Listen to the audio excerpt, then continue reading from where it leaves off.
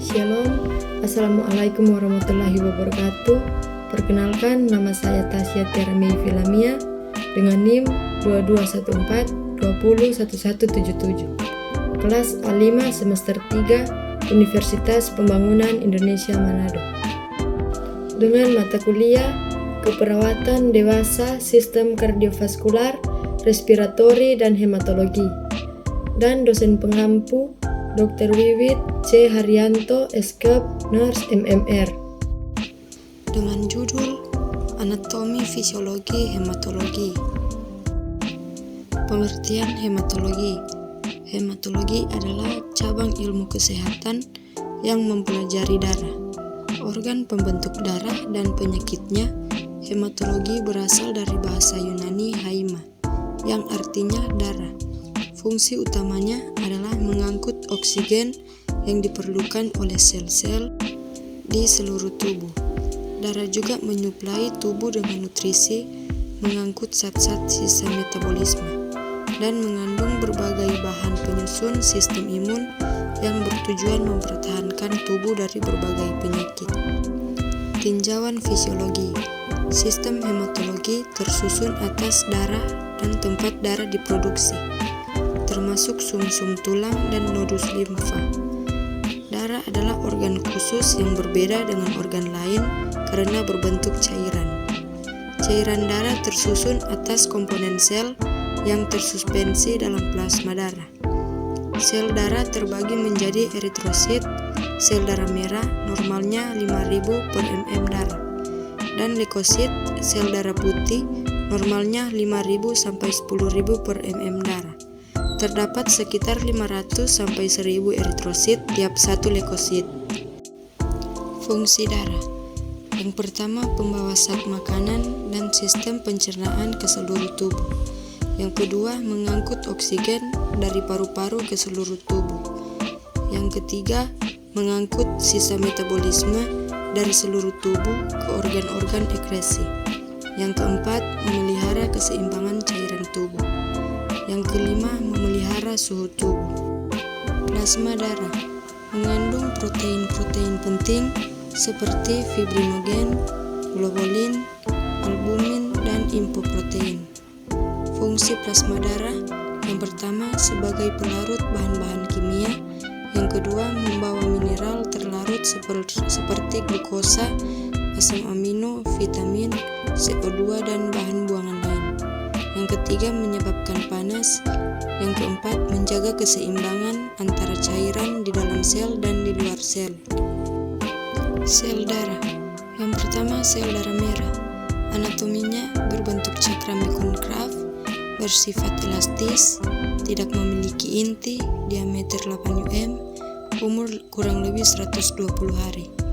Fisiologinya mengangkut 2 dari paru-paru untuk diedarkan ke seluruh tubuh.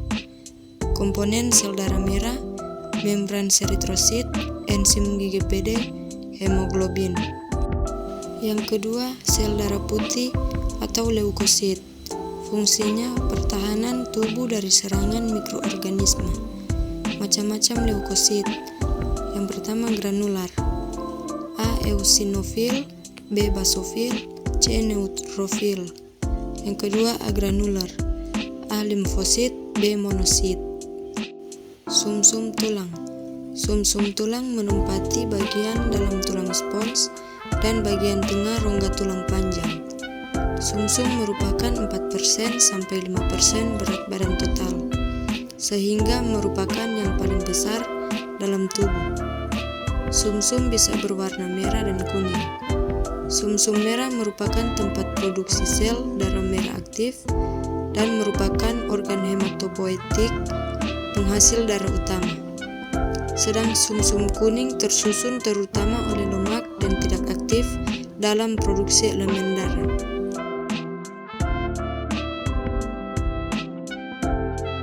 Selamat datang di Universitas Pembangunan Indonesia Manado, yang terletak dekat dengan kawasan bisnis Bahu Mall Manado. Tempatnya di Kelurahan Bahu, Lingkungan 3 Manado, sangat strategis di pusat kota Manado. Dibangun di atas lahan seluas 2,5 hektar Universitas Pembangunan Indonesia Manado berdiri megah dengan ruangan 7 lantai, terdiri dari ruangan kelas, ruangan kantor, perpustakaan, laboratorium komputer, laboratorium keperawatan, pengadilan semu, dan laboratorium bahasa, kantin, serta rooftop di lantai atas. Universitas Pembangunan Indonesia Manado memiliki 6 fakultas dengan program studi, yaitu Fakultas Pertanian, Prodi Agribisnis, Fakultas Hukum, Prodi Hukum, Fakultas Teknik, Prodi Teknik Elektro dan Teknik Sipil, Fakultas Ilmu Sosial Ilmu Politik, Prodi Ilmu Politik, Fakultas Sastra, Prodi Sastra Inggris, Fakultas Keperawatan, Prodi Ilmu Keperawatan, dan Profesi Nurse.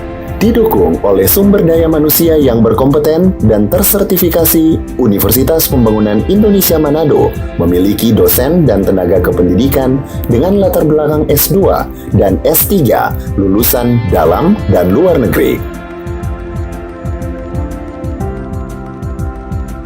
Proses belajar mengajar dilaksanakan dengan teknologi informasi merujuk perkembangan dunia modern saat ini, dilakukan dengan sistem e-learning dan sistem ujian online atau ULAIN.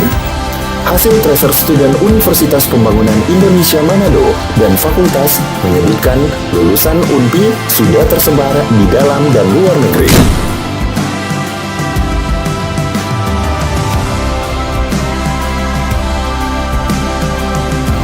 Selamat bergabung putra-putri terbaik bangsa. Kembangkan dirimu, raih cita-citamu setinggi bintang di langit. Kami siap menghasilkan generasi terbaik dan pemimpin di masa depan.